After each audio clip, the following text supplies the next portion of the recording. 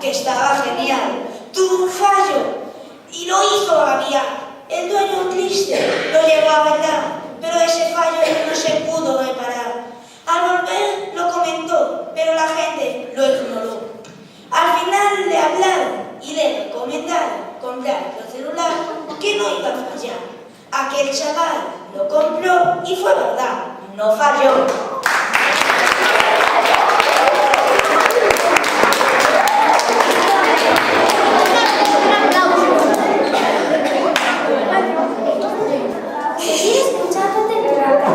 Espera.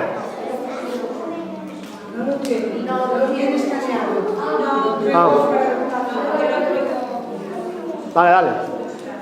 Seguir escuchándote en tu ventana, con versiones simuladas, en la distancia del monitor, con toda la cosa que llamáis tecnología, que no tiene corazón, una sonrisa fingida, amistades dirigidas y un correo a cada hora, echado a un lado lo acomodas en eso que le llamáis computadora, que la mente casi vuela, te hace ser como un robot, y a la humanidad de hombres, ¡qué hermoso!